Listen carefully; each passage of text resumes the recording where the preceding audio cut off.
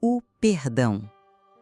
Quem almeja andar nas pisadas do Senhor Jesus não pode ignorar ou desprezar uma das maiores e mais sublimes leis morais: o perdão.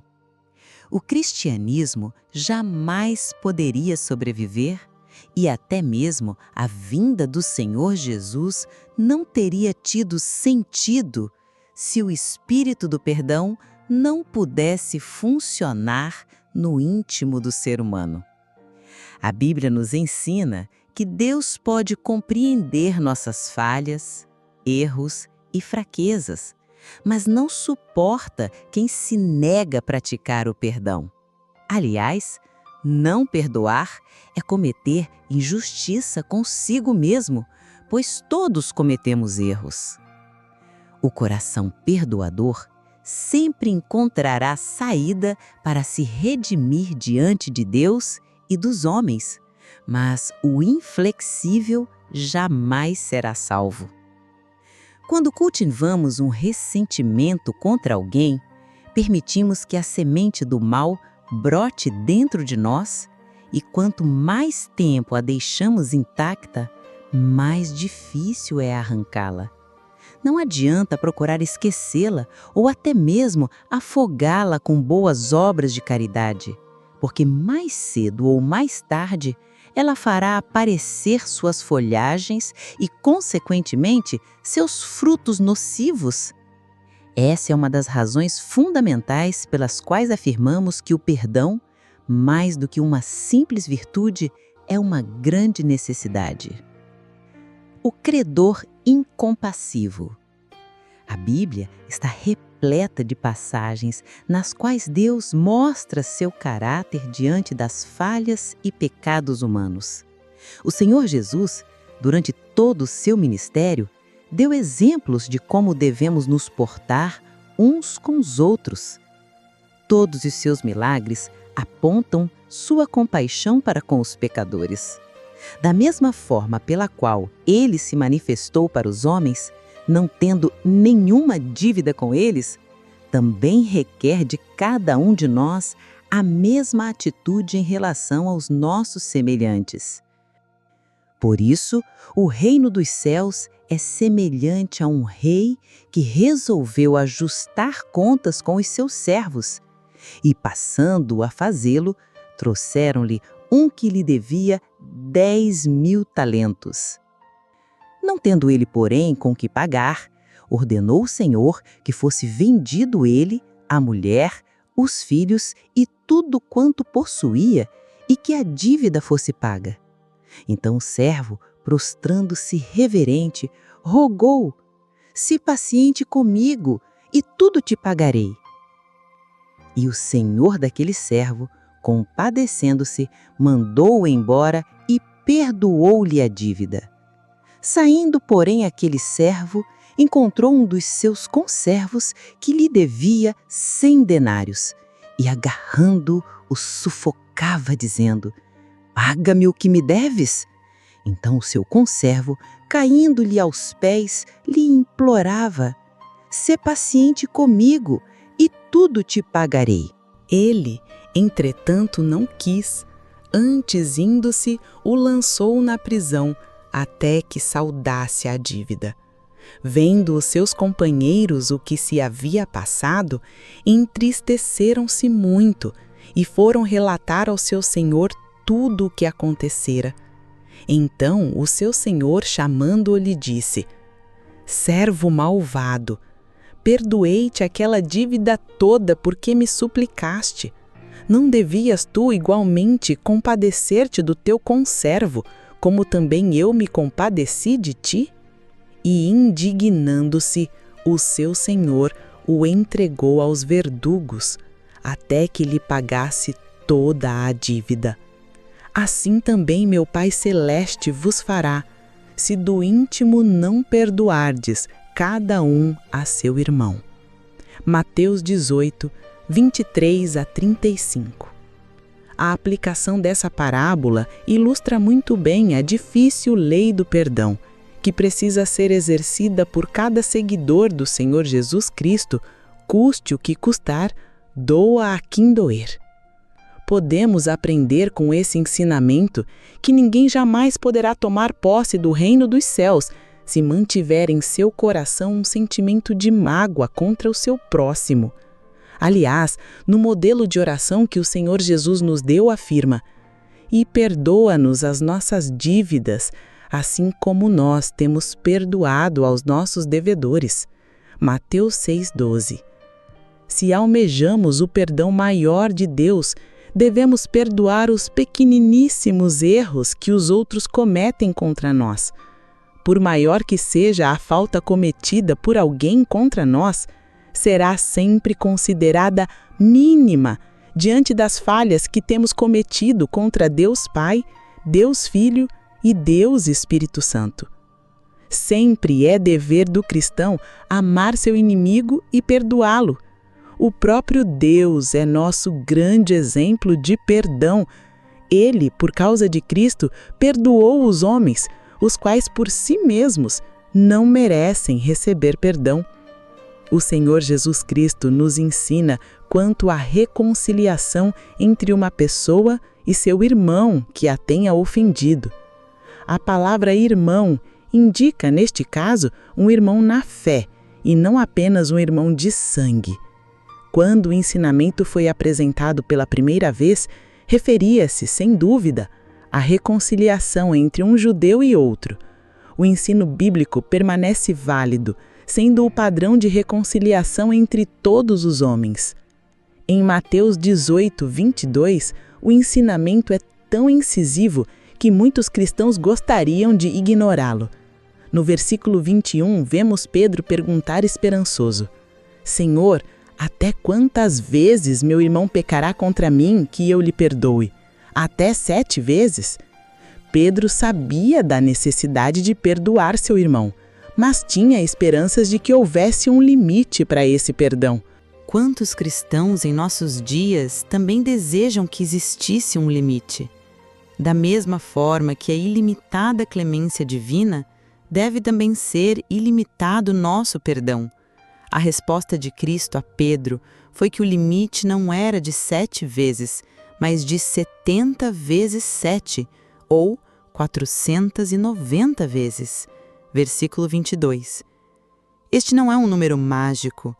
Cristo não dizia a Pedro que se por acaso alguém o ofendesse 491 vezes, ele teria o direito de se vingar. Nada disso. O Mestre estava ensinando que o perdão não tem limites. Tal mandamento não é fácil de se receber e praticar. Geralmente estamos dispostos a perdoar um ofensor 1 ou 2 vezes, mas se continua a nos ofender, começamos a duvidar da sabedoria do perdão. Começamos a sentir que estão se aproveitando de nossa bondade e temos vontade de fazer com que seja pago o mal cometido contra nós. Se a pessoa se arrepende e deseja sinceramente nosso perdão, somos obrigados a concedê-lo. Isso não seria possível se Deus deixasse o cristão lutar com suas próprias forças. Ele, entretanto, deu seu Santo Espírito para fazer morada na vida do seu servo fiel. Se este vive no poder do Espírito, reconhece a verdade das palavras de Paulo aos Filipenses: Deus é quem efetua em vós tanto o querer como o realizar segundo a sua boa vontade. Filipenses 2:13. Da mesma forma, Deus não exige pagamento pelo seu perdão. A vida eterna é dom gratuito do Criador, para todos que o buscam. Ver Romanos 6:23. Note, entretanto, o que fez o servo perdoado do texto bíblico examinado anteriormente. Mateus 18, 28 a 30. Seu grande débito foi perdoado, mas ele recusou o perdão de uma pequena dívida a um companheiro. Recusou até mesmo dar-lhe uma oportunidade de trabalhar para saldar a dívida. Em vez disso, lançou-o na prisão. Dizemos ao ler essa parábola: que servo ingrato! Deixamos, porém, de observar que ele é exemplo de um cristão incompassivo. Em Cristo, Deus nos perdoa totalmente. Mas o que geralmente fazemos? À semelhança daquele servo, libertos do castigo dos nossos pecados, pelo perdão de Deus, recusamo-nos a perdoar nossos irmãos em Cristo pelos males que nos causam. Deus não exige simplesmente que o cristão perdoe as transgressões dos homens. Ele o faz como condição para o seu perdão. Isso está declarado com clareza indiscutível em Mateus 6, 14 e 15. O cristão deve ser compassivo para receber clemência. Além disso, esse perdão precisa ser sincero. Não se trata de palavras, mas de algo que vem do coração. Mateus 18, 35. Se essa exigência parece muito difícil de ser cumprida, leia a pergunta dos discípulos e a resposta de Cristo em Mateus 19, 25 e 26. Lembre-se de que o Deus que pode perdoá-lo é o mesmo que, segundo Judas 1, 24, é poderoso para vos guardar de tropeços e para vos apresentar com exultação imaculados diante da sua glória. O espírito de intolerância não surgiu em época recente. Ele vive no ser humano desde o começo dos tempos e tem continuamente enegrecido a sua história com mortes, guerras e uma série de males. Temos observado com frequência pessoas aparentemente cristãs, ou seja, que colocam os véus cristãos com a finalidade de mostrar ao mundo a sua fé, vivendo desgraçadamente, sempre buscando aqui, ali e acolá uma palavra que venha ao encontro das suas aspirações. São pessoas que têm visto os outros crescerem na fé e no conhecimento do Senhor Jesus, enquanto continuam paralisadas no desenvolvimento da sua crença. Isso acontece simplesmente porque não exercitaram quando foi necessário a lei do perdão. Ao contrário, mantêm em seus corações sentimento faccioso contra uma outra pessoa qualquer. Essa é a razão pela qual sua fé não traz nenhum benefício para a sua vida cristã. Irai-vos e não pequeis. Numa sociedade podre, corrupta e injusta, dificilmente poderemos passar os dias ilesos, sem nenhuma falta ou falha. Temos que admitir que algumas vezes somos pegos de surpresa por sentimentos de ira e indignação, por não suportarmos os abusos ou as ameaças de injustiças. Alguns teólogos chamam a isso de justa indignação, pela qual o autêntico cristão tem que passar. Essa justa indignação pode ser da parte de Deus, como foi o caso do Senhor Jesus. Tendo Jesus entrado no templo, expulsou todos os que ali vendiam e compravam.